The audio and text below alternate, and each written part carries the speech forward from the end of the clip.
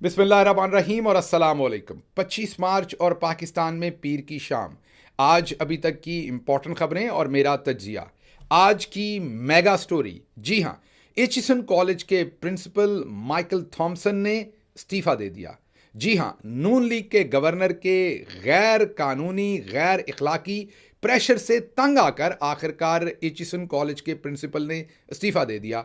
आज दिन का आगाज हमने आपके सामने आज ही के दिन 25 मार्च 1992 की खबर, जिस दिन एचिसन कॉलेज के ही एक स्टूडेंट इमरान अहमद खान न्याजी ने पाकिस्तान के लिए इज्जतें समेटी थीं और उसकी कप्तानी में पाकिस्तान ने 1992 का अकलौता क्रिकेट वर्ल्ड कप आज तक की तारीख के मुताबिक जीतकर पाकिस्तान को पूरी दुनिया में इज्जत से नवाजा था। हमें पता नहीं था कि दिन का आगाज इस खबर से करेंगे और दिन का इख्तिताम जो है वो हमें एक ऐसी खबर से करना पड़ेगा जो एचिसन के ही बारे में होगी किसी ना किसी तरह से, और आपके और हमारे सर शर्म से झुकेंगे।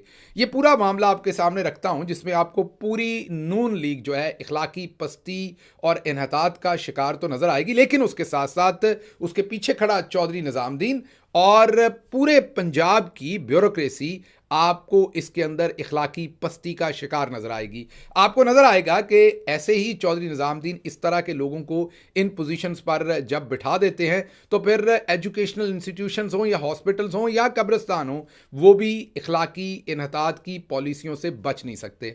पूरा हवाल आपके सामने रखते हैं।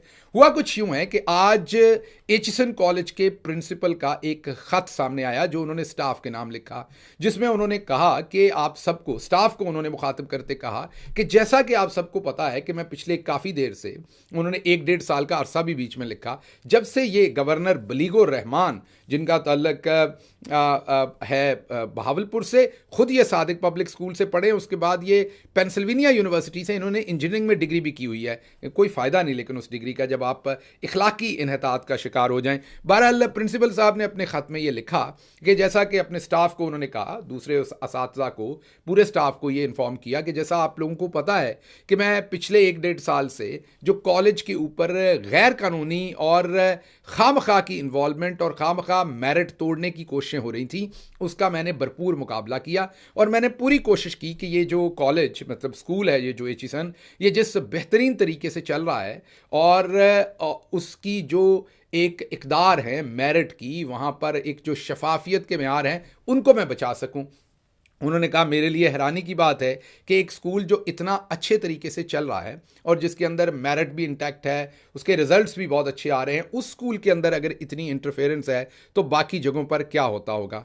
फिर उन्होंने ये कहा कि मैं दूसरे मुल्क से यहाँ आकर सर्व कर रहा हूँ, अगर मेरी कमिटमेंट और इंटेग्रिटी इंटैक्ट नहीं रहेगी या मुझे इखलाकी तौर पर यह महसूस नहीं हो रहा होगा कि मैं बेहतर काम कर रहा हूं, तो फिर मैं इस यहाँ पर क्यों सर्व करूँगा। इसलिए फाइनली इस तमाम ये जो छेड़ाछाड़ी हो रही है कॉलेज के साथ और कॉलेज के मेरिट की धज्जियां उड़ाने की जो कोशिश की जा रही है, कॉलेज के जो रूल्स एंड रेगुलेशंस हैं उनको तबाह करने की कोशिश की जा रही है, सियासी इन्वॉल्वमेंट और उसकी गवर्नेंस के अंदर इंटरफेयर करने की कोशिश की जा रही है, इस वजह से फाइनली मैंने फैसला किया है कि मैं फौरी तौर पर इस पोजीशन से रिज़ाइन कर रहा हूं और अप्रैल 1 से मैं छोड़ रहा हूं एचिसन को भी। और जाहिर है वो इस मुल्क में पाकिस्तान आए हुए थे, माइक थॉमसन बाहर से, और वो एचिसन कॉलेज के प्रिंसिपल के तौर पर यहाँ काम कर रहे थे। जब वो एचिसन छोड़ेंगे तो पाकिस्तान भी छोड़ेंगे, अंडरस्टूड है। उन्होंने ये ख़त लिखा। उनके ख़त के साथ ही जो एचिसन के बोर्ड ऑफ गवर्नर्स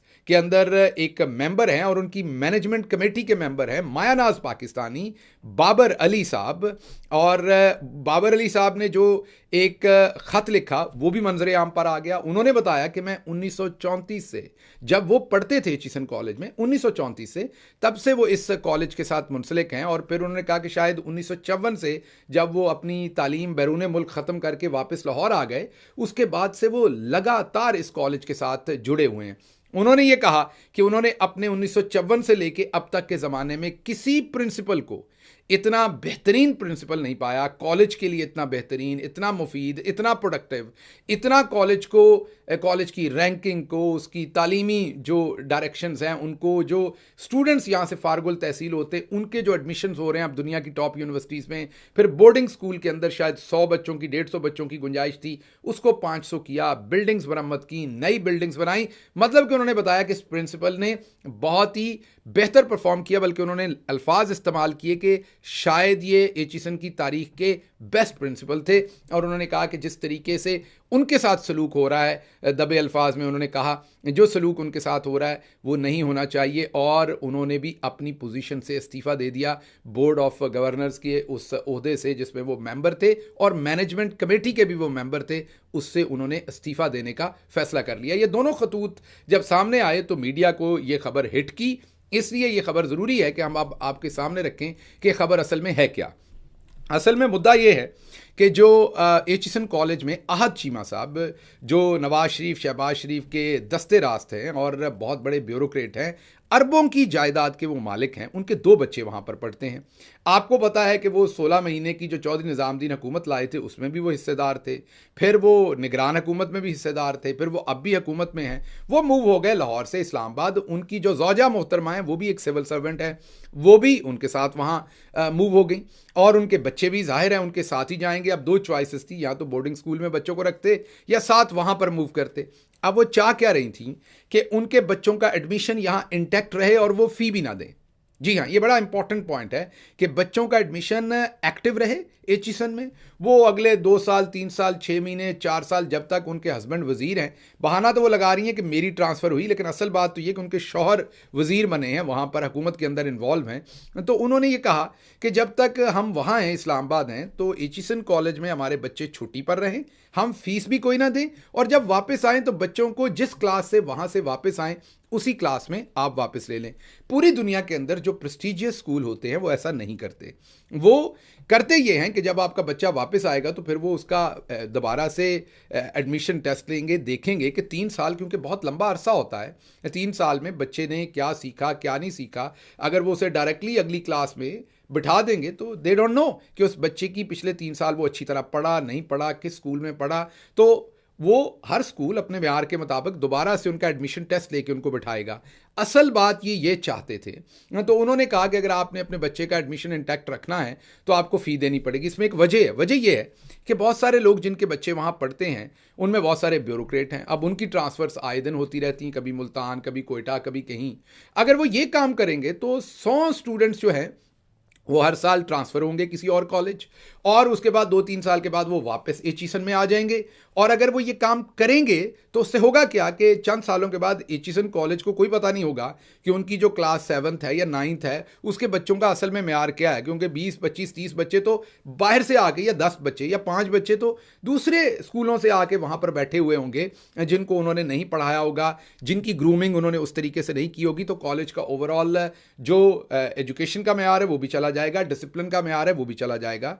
इसलिए कॉलेज के प्रिंसिपल, कॉलेज की मैनेजिंग कमेटी जो है वो ये नहीं करना चाहती थी। बहरहाल आज चीमा साहब क्योंकि राइट हैंड हैं शरीफ फैमिली के, तो इस टाइम वो राइट हैंड हैं चौधरी निज़ामुद्दीन के भी। उनकी बेगम ने शदीद प्रेशर डाला बोर्ड ऑफ गवर्नर्स के अंदर, क्योंकि ज़्यादातर, यहाँ बड़ी इंपॉर्टेंट बात है, प्रिंसिपल ने बोर्ड ऑफ गवर्नर को बताया कि ये डूएबल नहीं है, इससे कॉलेज का मेरिट ख़राब हो जाएगा, क्योंकि बहुत सारे ऐसे बच्चे कॉलेज में पढ़ रहे हैं जिनके वालिदैन नौकरियां करते हैं और उनकी ट्रांसफ़र होती रहती है। और जैसा मैंने आपको बताया कि अगर उन बच्चों को 3-3, 4-4 साल स्कूल से जाने का, और वहाँ पता नहीं वो किस स्कूल और किस कॉलेज में पढ़ेंगे, उनका म्यार अच्छा होगा, बुरा होगा, डिसिप्लिन क्या होगा, और इस तरीके से अगर हर साल हम दर्जनों में बच्चे वापस लेना शुरू करें तो कॉलेज का वो म्यार नहीं रहेगा। क्योंकि कॉलेज के बोर्ड ऑफ गवर्नर्स की मैं पहले आपको साख्त बता देता हूं। इसमें गवर्नर के अलावा 21 मेंबर होते हैं, जिनमें 6 ऑफिशियल मेंबर होते हैं और 16 नॉन ऑफिशियल मेंबर होते हैं। यही फैसले करते हैं इसके, और फिर इसकी एक मैनेजमेंट कमेटी भी होती है। ये जो ऑफिशियल मेंबर होते हैं उसमें एक तो गवर्नर होता है जो प्रेसिडेंट होता है बोर्ड ऑफ गवर्नर्स का, उसके साथ जो आपके चीफ सेक्रेटरी होते हैं सूबे के, वो इसमें होते हैं। फिर इसमें जनरल जो ऑफिसर कमांडिंग 10 डिव जो 10 डिवीजन के general commanding officer Pakistan military से हैं लाहौर के अंदर, वो भी इसका हिस्सा होते हैं। फिर सेक्रेटरी हायर एजुकेशन भी इसका हिस्सा होते हैं। प्रोविंशियल सेक्रेटरी फाइनेंस जो सूबाई सेक्रेटरी खजाना है वो भी इसका हिस्सा होते हैं। और फिर प्रिंसिपल एचिसन कॉलेज जो है वो भी इसका हिस्सा होते हैं। ये छः इसके ऑफिशियल मेंबर होते हैं, 5 ये लोग और 6 गवर्नर, और 16 इसके नॉन ऑफिशियल मेंबर्स होते हैं, जिसके अंदर ब्यूरोक्रेसी से लोग, पुराने पास आउट हुए लोग, पॉलिटिकल लोग, जर्नलिस्ट भी कोई ना कोई होगा। तो इस तरीके से ये 22 लोगों का बोर्ड ऑफ गवर्नर्स बनता है, जिसका प्रेसिडेंट गवर्नर होता है। अब जब प्रिंसिपल साहब ने ये बोर्ड ऑफ गवर्नर्स को बताया कि ये मेरिट की बात नहीं है, चीमा साहब की बीवी इसके ऊपर खामखा जो है वो प्रेशर दे रही हैं, तो ये काम ना किया जाए, क्योंकि बोर्ड ऑफ गवर्नर्स में ज़्यादातर ऐसे ब्यूरोक्रेट बैठे हुए थे जिनके बच्चों को और जिनको डायरेक्टली इसका फ़ायदा और नुकसान होता है। तो उन्होंने जानबूझकर इसमें डंडी मारी और प्रिंसिपल और जो ऐसे मेंबरान जो मेरिट चाहते थे उसके खिलाफ फैसला दे दिया।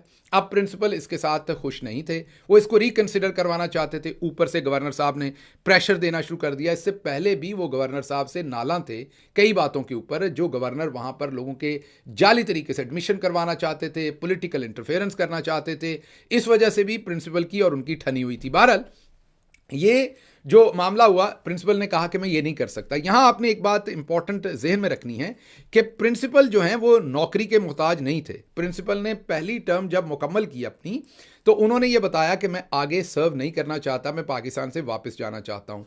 बोर्ड ऑफ गवर्नर्स और लोगों के इसरार पर उन्होंने ये बात मान ली कि चलें ठीक है, मैं सेकेंड टर्म एक और सर्व कर देता हूँ, थर्ड टर्म मैं नहीं लूँगा। और उन्होंने ऑलरेडी रिज़ाइन किया हुआ था, नोटिस दिया हुआ था कि मैंने जून जुलाई अगस्त में शायद मैंने पाकिस्तान से वापस चले जाना है, मैंने वापस अपनी फैमिली के पास रहना है। जितना मैंने सर्व करना था कॉलेज के लिए कर लिया, मैंने मजीद सर्व नहीं करना। तो यहाँ ये बात इंपॉर्टेंट रहे आपके लिए कि वो नौकरी के लिए यहाँ नहीं बैठे थे, बल्कि वो तो यहाँ रहना ही नहीं चाहते थे। जो पिछली टर्म है वो भी उनसे ज़बरदस्ती पूरी करवाई गई। और इस टाइम अखबार में इश्तिहार आ चुका हुआ है, एचिसन कॉलेज ऑलरेडी नए प्रिंसिपल को ढूंढ रही है और हेड हंटिंग हो रही है, और इस प्रिंसिपल ने इस समर के अंदर चले जाना था। तो यहाँ ये बात आपको समझ में आनी चाहिए कि प्रिंसिपल की इंटेग्रिटी का मामला नहीं, वो अपनी नौकरी बचाने के लिए, नौकरी के लिए जो पाकिस्तान में टिपिकली किया जाता है वो मामला नहीं। प्रिंसिपल सिर्फ मेरिट बचाने की कोशिश कर रहे थे, कॉलेज के इन्वायरमेंट को बचाने की कोशिश कर रहे थे, और इन पॉलिटिकल लोगों की खामखा की जो इंटरफेरेंस थी उससे वो बचाने की कोशिश कर रहे थे। उनको ये लगता था कि अगर ये पॉलिसी अप्रूव हो गई चीमा साहब उनकी बेगम की वजह से, इस प्रेशर की वजह से उनके बच्चों के लिए, तो जितने ब्यूरोक्रेट और जितने लोगों के बच्चे पढ़ रहे हैं वो 3-3 4-4 साल के लिए बच्चों को निकालेंगे। कई लोग बाहर भी पढ़ने भेज देंगे थोड़ी देर के लिए, और फिर वापस लाकर उनको कहेंगे कि एचिसन उन्हें दाखिल करे, और फिर अगर वो बच्चे ठीक नहीं पढ़ेंगे तो वो दूसरे बच्चों को भी ख़राब करेंगे, डिसिप्लिन भी ख़राब करेंगे। तो ये मामला था। बहरहाल ये जब मामला हुआ तो साथ सिर्फ ये प्रेशर नहीं था कि बच्चों का एडमिशन इंटैक्ट रखे, साथ ये भी था कि हमारी फ़ीस भी माफ़ की जाए क्योंकि हम बड़े गरीब लोग हैं। जी हाँ, ये मिसेस चीमा कहती थी कि मेरे बच्चों ने जब इस्लामाबाद पढ़ना है तो हम यहाँ पर फ़ीस क्यों दें, हमने वहाँ देनी है। तो उन्होंने कहा फिर बच्चे आप वहीं ले जाएं, आप यहाँ से हम आपको सर्टिफिकेट दे देते हैं। तो आप, असल मसला ये था, असल मसला फ़ीस का नहीं था, असल मसला ये था कि वो 3 साल के लिए अपनी सीट के ऊपर कपड़ा रखना चाहते थे बच्चे की, ताकि जब वापस आएं तो बच्चे दोबारा एचिसन में ही पढ़ना शुरू करें, जिसको प्रिंसिपल मुखालफत कर रहे थे। अब उन्होंने कहा कि हमारी फ़ी भी माफ़ करें ताकि ये बिल्कुल हमारा जो है ना इंटैक्ट हो जाए, जब भी बच्चे लाएं हम वापस कर सकें। उस पर प्रिंसिपल ने कहा कि ये तो नहीं हो सकता।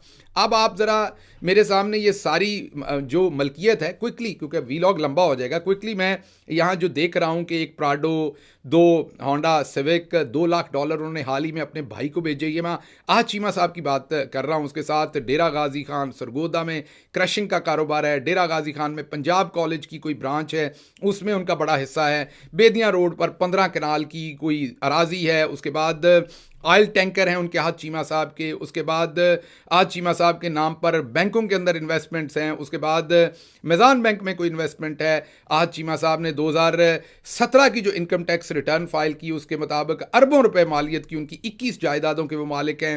रिटर्न के मुताबिक कोट मोमन में, हाफजाबाद के अंदर, लाहौर के अंदर, करबाट गाँव में, तहसील कैंट में, पता नहीं कहाँ ये क्या क्या, मैं इतना कुछ पढ़ के आपके सामने नहीं बता सकता। मौजा झलके तहसील मॉडल टाउन लाहौर, इसके अलावा LDA का कोई एवेन्यू 1 है, उसके अंदर ID 70 का प्लॉट है, फिर कोऑपरेटिव सोसाइटी इस्लामाबाद के अंदर ब्लॉक E में कोई प्लॉट है, फिर बैंक अल-फलाह जो एम्प्लॉइज़ हाउसिंग सोसाइटी बेदियाँ रोड है वहाँ पर उनके 2 प्लॉट हैं। इसी तरह इस्लामाबाद के ब्लॉक 143 में उनकी फ्लैट है। इसी तरह A1 इसी तरह 50 लाख से ज़ायद मालियत का कोई और प्लॉट है। इसी तरह लॉक व्यू इस्लामाबाद में फ्लैट नंबर 1004 है। ये लंबी लिस्ट है, मैं पढ़ूंगा तो आप बोर हो जाएंगे। अभी ये लंबी लिस्ट है, ये पेजों के ऊपर लंबी लिस्ट है जो जायदादें हैं आज चीमा साहब की। और आपको पता है उन पर नैब का केस भी यही बना था कि उन्होंने अरबों रुपए की जायदादें बनाई जिसका उनके पास ट्रेल नहीं है, याद कीजिए।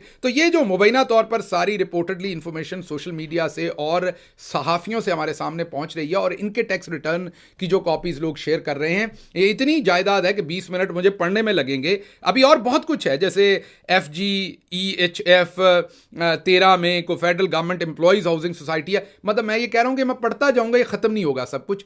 इतना दौलतमंद शख्स कह रहा है कि मेरी फीस माफ कर दें। अच्छा, ये तो था मुद्दा। इसके ऊपर गवर्नर साहब ने क्या किया, उन्होंने प्रिंसिपल के ऊपर प्रेशर डाला और एक हुक्मनामा जारी कर दिया कि इनके बच्चों की फीस जो है वो माफ है। तो उन्होंने उनके बच्चों की फीस भी माफ कर दी प्रिंसिपल की रिक्वेस्ट के बार बार के बावजूद। और ये हुक्मनामा बता दिया कि यह पॉलिसी है, जो चाहेगा अपने बच्चे 2-3 साल के लिए निकाल लिया करेगा, जब चाहेगा वापस आएगा, उसकी फीस भी नहीं होगी और उतनी देर उसके बच्चे की एडमिशन की जो स्पॉट है वो भी महफूज रहेगी। अब ये हो गया।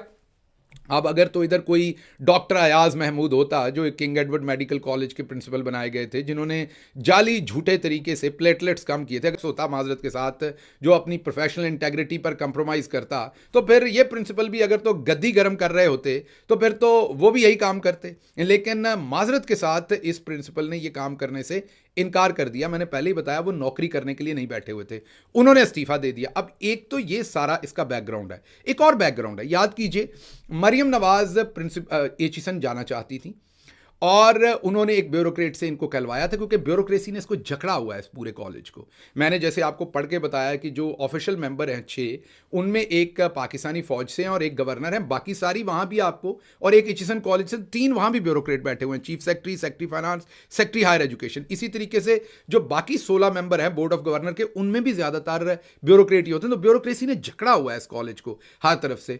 तो एक ब्यूरोक्रेट के थ्रू ये पैगाम मरियम साहबा का आया, कॉलेज ने हामी भर ली। कॉलेज ने हामी भरी तो उसके बाद स्टूडेंट्स ने रिएक्ट किया तो प्रिंसिपल ने कहा कि नहीं, वो ना आए, मेरे कॉलेज को ख़राब ना करें या नारेबाजी होगी, वी कांट अफोर्ड इट। तो जब मरियम साहबा को इनकार कर दिया तो मरियम साहबा उस दिन से इस प्रिंसिपल के पीछे पड़ी हुई थी और उस दिन से फिर ये तमाम काम, पहले ये रुका हुआ था, फिर गवर्नर को मरियम नवाज ने कहा कि पुश इट, आप go ahead and push it, and governor Punjab pushed it. और फिर आखिरकार, क्योंकि आगे डॉक्टर अयाज महमूद नहीं था, आगे एक इंटेग्रिटी वाला आदमी था, उसने आगे से पुश बैक किया, रिएक्ट किया और दड़ाज करके मुंह के ऊपर इस्तीफ़ा मारा और कहा कि ये पड़ा इस्तीफ़ा, मैं यहाँ पर नहीं रहता, मैं सर्व नहीं करूँगा। और उसके साथ सैयद बाबर अली साहब ने भी, मैं कहूँगा कि बेहतरीन इकदाम किया, क्योंकि जो इनका बोर्ड ऑफ गवर्नर है उसके अंदर जो मैनेजमेंट कमेटी है उसका इंपॉर्टेंट रोल होता है। लेकिन यहां पर एक बैरून मुल्क से आए हुए प्रिंसिपल ने तो इंटेग्रिटी दिखाई, लेकिन मुझे शर्म, और बाबर अली साहब ने भी इंटेग्रिटी दिखाई, लेकिन शर्म का मकाम है उन 20-22 लोगों के ऊपर जो इसके बोर्ड के मेंबर हैं, स्पेशली मैनेजमेंट के मेंबर हैं, उनमें से किसी ने इंटेग्रिटी नहीं दिखाई। उनको यहां पर रिजाइन करने चाहिए थे, उनको खड़ा होना चाहिए था। जिस तरीके से फ़लस्तीन इजराइल के मामले पर अमरीकी यूनिवर्सिटीज़ में भरपूर प्रेशर के बावजूद अमरीकी प्रोफेसर्स ने इस्तीफे दिए, अमरीकी यूनिवर्सिटीज़ के प्रेसिडेंट्स और वाइस चांसलर्स ने इस्तीफे दिए और उन्होंने वो प्रेशर नहीं लिया। आप ऐसी हायर मॉरल पेडिस्टल की पोजीशंस पर इंटेग्रिटी के साथ बैठते हैं। ये कोई डिप्टी कमिश्नर का ओहदा तो नहीं जहां से आपने माल पानी बनाना है, ये कॉलेज के बोर्ड ऑफ गवर्नर का ओहदा है। इसके अंदर तो आप अगर इंटेग्रिटी और कमिटमेंट के साथ नहीं बैठ सकते, अपने बेनिफिट से ऊपर नहीं सोच सकते, तो लानत है आपके, माजरत के साथ, आपके वहां पर बैठने पे। तो जो कॉलेज की, अदर देन सैयद बाबर अली साहब, जो कॉलेज की मैनेजमेंट कमेटी है बोर्ड ऑफ गवर्नर्स की, उन्होंने शर्मिंदा किया। मैं जल्द उनके नाम सामने लाऊंगा, तस्वीरें भी लाऊंगा और नाम भी लाऊंगा, ताकि आपको पता चले कि वो कितनी लो इंटेग्रिटी के लोग हैं कि वो खड़े नहीं हो सके एक प्रिंसिपल के साथ जो दूसरे मुल्क से आके पाकिस्तानी बच्चों के मुस्तकबिल के लिए लड़ाई कर रहा था, उनकी इंटेग्रिटी के लिए लड़ाई कर रहा था। हुकूमत की तरफ मैं क्या एतराज़ करूं, चीफ मिनिस्टर मरियम की तरफ क्या एतराज़ करूं? यही काम तो उसने क्रेट कॉलेज की प्रिंसिपल के साथ किया था। उनको नहीं निकलवा दिया था जब इनका दाखिला नहीं हो रहा था, उनका इस्तीफा इनके बाप ने और इन्होंने नहीं करवा दिया था। यही काम तो उन्होंने किंग एडवर्ड के प्रिंसिपल्स और उनके स्टूडेंट्स के साथ, प्रोफेसर्स के साथ किया था। तो बाजी मरियम तो पैदाइशी ये काम कर रही है हमारी बहन। उन्होंने तो पहले कॉलेज, कनेट कॉलेज, फिर किंग एडवर्ड, उन्होंने तो प्रिंसिपल्स के साथ यही किया। उनके यहाँ तो इज्जत नहीं है तालीमी इदारों की, पढ़ाने वालों की, मेरिट की, इंटेग्रिटी की। उनको इन चीज़ों का क्या पता? वो तो लाइट, कैमरा, एक्शन एंड दराज, उसके बाद जो होता हो। लेकिन मुझे एतराज़ है इन ब्यूरोक्रेट्स के ऊपर, उन घटिया, माजरत के साथ, उन घटिया सोल्स के ऊपर जिन्होंने इस जगह पर बैठ के प्रिंसिपल को अकेला छोड़ा। उसकी कहते हैं ना, पाकिस्तान में कोई खड़ा नहीं होता असूल के लिए, कानून के लिए। आप देखिए, एक बाहर से आया हुआ शख्स हमारे बच्चों के लिए खड़ा हुआ और उसको किस तरीके से इन घटिया लोगों ने, जो बोर्ड ऑफ गवर्नर के ऊपर बैठे हुए थे, ये सबसे ज्यादा जिम्मेदार हैं, इन्होंने उसे अकेला छोड़ा और उसको आखिरकार थक के रिजाइन देना पड़ा। सोचिए इसके बाद बाहर से कौन आएगा सर्व करने के लिए, कौन हमारे बच्चों के मेरिट के लिए खड़ा होगा और कौन उनकी इंटेग्रिटी के लिए लड़ाई करेगा। बहरहाल ये हुआ। अब आप कहेंगे कि ये आप कैसी बातें करते हैं गिल साहब, कहां होता है ऐसा? मेरे सामने हुआ था जब हम पंजाब हुकूमत में थे, और उसके बाद भी मैं एक शख्स को जानता हूं जो एचिसन कॉलेज की ही तरह का, एक उसी तरह से पुराना, ये 1886 में शायद ये कॉलेज बना था, इसी तरह का एक पुराना कॉलेज पाकिस्तान के अंदर ही है, शायद लाहौर से थोड़ा दूर है, वो साउथ ऑफ पंजाब की तरफ है। उस कॉलेज के अंदर भी ऐसी करतूत करने की कोशिश की गई थी। मैं एक ब्यूरोक्रेट को जानता हूं, मेरा वो बहुत अच्छा दोस्त है, उसने खड़े होकर कहा था कि मैं रिजाइन करूंगा, मैं ये मेरिट के खिलाफ चीज़ नहीं होने दूंगा, क्योंकि वो खुद भी वहां पढ़ा था, उसको उस कॉलेज का एहसास था। जब वो खड़ा हुआ तो उसके साथ और लोग खड़े हो गए और उस प्रिंसिपल को उस कॉलेज के ऊपर फिर मेरिट की, उस टाइम भी गवर्नर यही हरकतें करने की कोशिश कर रहा था उस कॉलेज के साथ भी, तो गवर्नर को रुकना पड़ा, क्योंकि ये पॉलिटिकल पोजीशंस होती हैं। आप रख कर इन लोगों को वापस से सुनाएं तो ये फौरन खुद ही इनकी तबीयत 0-0 हो जाती है, कभी फिर ट्रेस पासिंग नहीं करते। लेकिन यहां पर जो बोर्ड ऑफ गवर्नर्स है, उन्होंने गवर्नर बलीगो रहमान, जो मैंने आपको बताया खुद सादिक पब्लिक से पढ़े हैं, जो एक प्रेस्टिजियस इंस्टीट्यूशन है एचिसन की तरह खुद से, और उसके साथ साथ वो पेंसिल्वेनिया यूनिवर्सिटी से इंजीनियरिंग में उन्होंने डिग्री की हुई है। लेकिन मजाल है कि आपको, और मज़े की बात यह है कि शायद एहसन इकबाल साहब ने भी पेंसिल्वेनिया से, आप सारे नून लीग वाले पेंसिल्वेनिया का तो बेड़ा गर्क करने पे आप तुले हुए हैं। हालांकि वो ऐसा बिल्कुल नहीं पढ़ाते, वो इंटेग्रिटी पढ़ाते हैं, वो वहाँ पर इखलाकियात पढ़ाते हैं, वो वहाँ पर मेरिट पे खड़े होना पढ़ाते हैं। मुझे समझ नहीं कि आप लोग इतनी आपकी सख्त जिल्दें थी कि ये यूनिवर्सिटियाँ भी आपका कुछ नहीं बिगाड़ सकी। बहरहाल जी, अब सिचुएशन ये कि एक तो बाजी इस प्रिंसिपल के पीछे पड़ी हुई थी, ये वजह थी।